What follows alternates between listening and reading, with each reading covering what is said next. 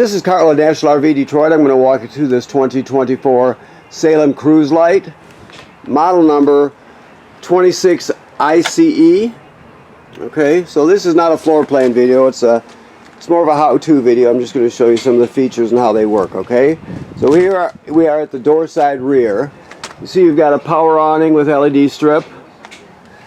This is a quick connect for if you wanted to add a grill or a griddle or any RV appliance. You would plug it in right there. Just make sure you get the right hose and the right pressure appliance. Just ask the people at the store, and they can get you the right pressure appliance for a travel trailer. Okay. You have a small refrigerator in here and more storage. Okay. So you have a TV signal out, plus power if you wanted to sit in a TV set out here. This is your freshwater tank fill right here. So the most common way to get water to the trailer is through the city water hookup, which is on the other side. If for some reason you're camping someplace without it, where there's no city water at the campsite, you're boondocking it or whatever, you can pre-fill your fresh water tank right here. Pre-fill it, and then excuse me, you can pump the water from the tank as needed. There's an onboard pump, so you can all the plumbing will work as though you have city water, but you'd be pumping it from the tank. All right, furnace vent there. Okay, so you're getting a hitch with this. This is a Husky centerline weight distribution hitch with built-in sway control. It's a very good one. We'll show you how that works when you pick up. Deep cycle marine battery, 2 LP tanks which are full. You have a power tongue jack here, which makes it really easy to hook up. You also have a hitch light here. Okay, if for any reason this was to fail, you can pull this plug here. You can crank it manually. Okay, I mentioned the deep cycle marine battery, and this is the kill switch for your battery too. So if you want to disconnect the battery from the trailer, you just turn that to the off position. It's that simple. Coming over here to the other side of the pass-through storage. Okay, see what we have here. This mechanism under here is the bed lift mechanism. You have a bed that will change positions. You can put it in the sitting position, reclining, whatever. That's just the mechanism there. This is your dump hose right here. And this is the reducer for your power cord if you need to. Now you look at, there's 2 cranks on the wall there, if you can see them. The larger one is for the stabilizer jacks, right? 3/4 inch. The smaller one is for the power tongue jack. I just told you you can pump that, or excuse me, crank that manually in an emergency. So if you were to pull this cap, that smaller crank will fit right on there, and you can crank it and get yourself hitched and unhitched no matter what. Okay, so let's move back past the off-door side slide room. Okay, so first of all, there's your power cord hookup there. That's a 30-foot, 30-amp power cord. This is your city water hookup. The most common way to get water to the trailer is the city water hookup. Now, these are your dump valves here. Okay, so you can see your gray valve here, for example. Black valve there. The larger valve is always the toilet valve, the toilet water and waste valve. The smaller ones are always gray. Generally, almost always. There's some exceptions, but general rule. So this is where you dump it. This is just cable and satellite through. I don't want to break the door opening it, but this is your coax to get you through it to the inside of the trailer. All right. Now this here, this is your black tank flush. So after you dump your black tank, right? After you dump it, you can leave the valve open, right? So you'd leave the black valve in the open position like that. Then you can hook the hose up at the dump station, screw it right on here and turn it on. It'll flush out your black tank really well. It'll flush out the tank, and then it'll clean off the sensor so you get a good accurate reading from it. So if there's a working hose at the dump station, it's a really good idea to use the flush. Okay. While we're looking up, you get a backup camera. We'll show how that operates when you pick up. Also, while we're looking up, remember the manufacturer states every 90 days you should inspect your roof. So you're checking for cracking or separation at any of the sealant where water could get through. You're looking at the roofing attachments and the roofing material. Make sure there's no damage by low branches or road debris or anything like that. You can't see what's happening on the roof unless someone goes up there and looks. So you're just taking a look to make sure everything's in good shape, okay? That should be part of your regular maintenance. All right, so also this let me see if I can get this open with one hand. This oh, come on now. This water heater is on demand. So it'll give you continuous flow of hot water. I just want to show you that there is an on and off switch here. Always remember that it's out here. Okay? And there's a fuse here also, so remember that that's out here. Now, I'll talk to you more about it when we get inside, but basically there's safety switches in this, so unless there's water, let's say unless your city water's hooked up and you turn on the hot water valve and it's calling for water, unless that's happening, the burner will not light. The other way it would light or wouldn't light is if you had filled your fresh water tank and then you turned the water pump on to pump water out of the fresh water tank, well, it would light then also, because when you turn on the hot water, it would call for hot water and try to deliver it. So if you don't have a source for hot water, it will not light. The safety will kick in. Okay, keep that in mind. And also, if you're up there and you see no lights at all, come back and make sure that this is in the on position. Okay, it's good to shut it off out here when you're in the winter months when it's winterized. That way it won't continue to run and cycle and that sort of thing, okay? Alrighty, so let's go inside. Okay. So, brand new 2024. It's wired for solar panel, it's just pre-wired. Okay, you have your control panel right here. You have your awning in and out right here, and then you have your slide room here. Switch for your slide room. Your lights, of course, your water pump on and off right here. Now you turn the water pump on to pump water out of the fresh water tank if you don't have city water. You also use the water pump to winterize the trailer, so keep that in mind.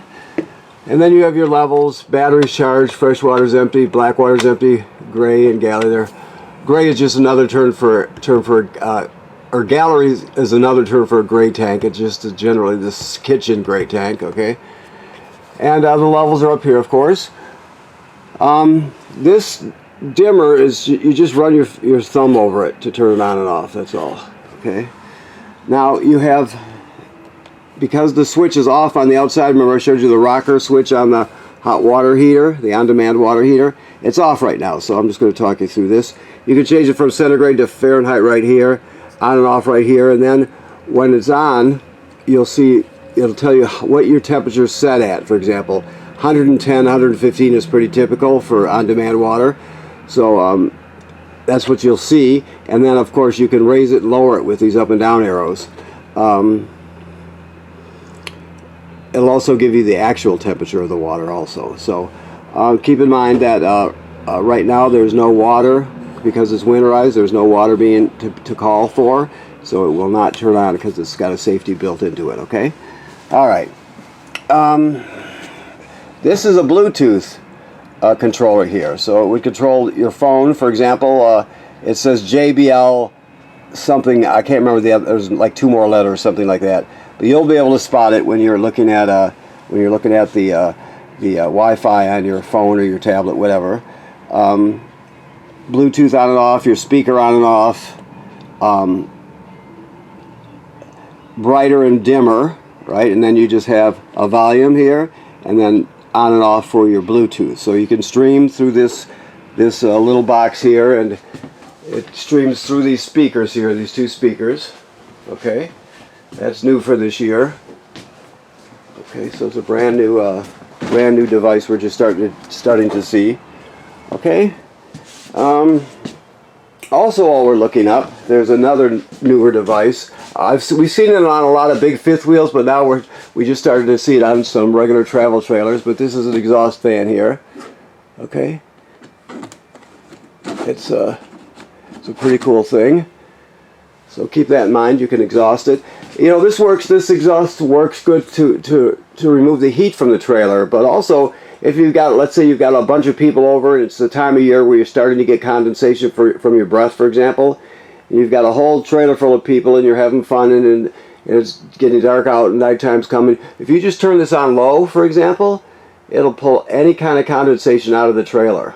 That you know, a lot of people seem to forget about that option, but it really doesn't make any noise on low, and it'll keep it nice and clear. So, okay. Alright, so you have your two bunks, of course. I'll go this way now. Just so you know, this one slides. It's a little different. Let me get it right here. It slides this way. Then you have two drawers that pull out. That's new for this year also. Your keys are hanging right here, of course. When it comes to your range, it's a microwave range. It's a convection microwave with a gas range on the top. Okay, so that is going to, let's see here.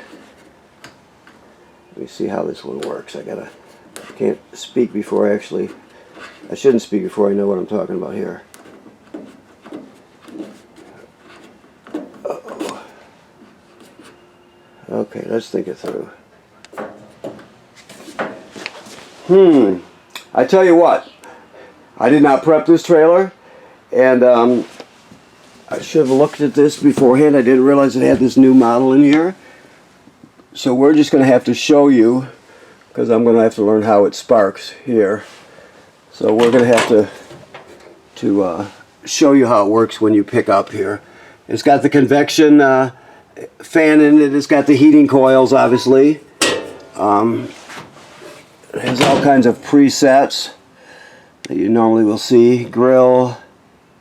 Let me move my glasses here. Convection, micro and grill, defrost, micro and convection combination. So all that stuff. But how it sparks, I don't know. There it goes. Okay, so I do know. So let me see if I had that shut off. Let me just see if that was the reason. Yeah. So you have to have this on. That's what I was doing wrong. So you have to have the ambient light turned on, and there it goes, just like that. Okay. So we solved it. So apparently it's almost idiot-proof. I figured it out. There we go. Okay. Nice. So this is brand new for this year too. So it's a combination microwave, convection, microwave, and range top. Always make sure you travel with this shut so it doesn't break while you're traveling. All your literature is in here. Okay. This is the rest of your backup camera. The screen part that goes in your tow vehicle is in here. We'll show you how that works when you pick up. You have a 12-volt DC refrigerator. Now with this, one thing I've noticed, see, when you close this, you have to push down a little bit on this handle to get it closed properly. So right there it's closed, latch tight. But you have to put a little bit of pressure on it to get it to latch properly. Just keep that in mind. You have a swing out bracket on your TV. You have a fireplace. Fireplace is also a space heater. This is your remote for your TV, obviously, and this is your remote for your fireplace. Let me show you that. The fireplace works on 110 AC. There we go. Okay. So you can see you can change the intensity of the fire. Okay. There is really high. You have a timer where you can set it to turn on and off when you want. You have a thermostat. You can see it's going up to 78 at that point. Back down. So all that can be done from the remote or from the buttons. Right now it's really kicking out. It's got a fan in it, right? Because it's a space heater also, so it really kicks out the heat. So on those days where you don't quite need to use your LP furnace, where you have limited supply of LP, you can always run this off campground power. So it really comes in handy. It's more than just a cool looking thing. So okay, all right. Let me get back on my feet here if I can. Okay. Okay, so let's see what else we have here. Your thermostat. Now your thermostat has an app. A lot of this stuff will have apps. Keep that in mind. I'm sure this has a Bluetooth app on it. I guarantee you this probably does too. So just check around and see what they have. Yeah, well, you can see here for your water heater, your on-demand water heater, you can see you can scan this code here. And so, okay. This device here is your carbon monoxide LP gas detector. It should always be glowing green like it is. If not, get it serviced. It's important, obviously. This is your thermostat. You push it to select, right? And then you rotate it to scroll, basically. So right now we're off. Here, let me just go through this a little bit. Oh, cool, heat, on. There you go. You probably heard it kick on. It's that simple. So you have some storage up here, a lot of storage for a bedroom in a travel trailer, so that's really cool. You have some storage underneath here, as you can see. Your control for your bed, up and down, as you can see. So you have that. You have an emergency window here where you can push it all the way through, and then you grab a hold of the red tab and pull the screen out, and you can escape in an emergency. Okay. TV hookups, let's see, right here. You can put a backer plate with a swing out bracket, and your hookups are right there if you wanted to add a bed. Now this sofa is used in other units, so I'm familiar with it. You can jackknife this part flat, turn it into a bed. You can drop the tabletop down onto these cleats here and turn this one into a bed. This section here moves, so you can pull it out and you can put it over here and separate the two beds from each other, for example. You can remove it completely, whatever you want to do. So you have 2 extra sleeping spaces there, plus you've got your bunks, plus your regular master bed, so you've got a lot of sleeping space. Okay. GFCI plugs, so keep in mind that all the plugs in this trailer are wired through a GFCI, even if you're using the plug outside. Let's say you're using the plug outside and it pops, you're still going to reset it in here. Shower works like any other shower. You have a fan and a vent. The toilet has a flush pedal right here. It sits right over a black tank like travel trailer toilets do. So when you get in the campground, you hook up your power and your water. Then you'll come in here, you'll open the bowl, put a dose of chemical right in the bowl. That's antifreeze there. Put a dose of chemical right in the bowl. Then you'll step on the pedal and hold it down and put at least a gallon of water into the black tank below. Then it's ready to be used. Never use less than 1 dose of chemical in a gallon of water. You can use more water if you choose to. But the thing is, you can't use it dry. If you do that, it'll smell super terrible and it'll get clogged up. So you always want to put at least a gallon of water in there plus a dose of chemical when you start off, okay? That's important, obviously. If you don't do it, you'll only not do it once. Let's put it that way. Okay, so I think that covers it. Let me look around here. Like I said, this is a new model. This is all different here than it used to be. You got storage up here, so it's different. Looks good, actually. Very nice. Okay. All right, so I want to thank you for purchasing your trailer here at National RV Detroit. Please remember what I said about inspecting the roof every 90 days. It should be part of your regular maintenance. You can't see what's happening on the roof unless you look, so you need to send somebody up there to check it out.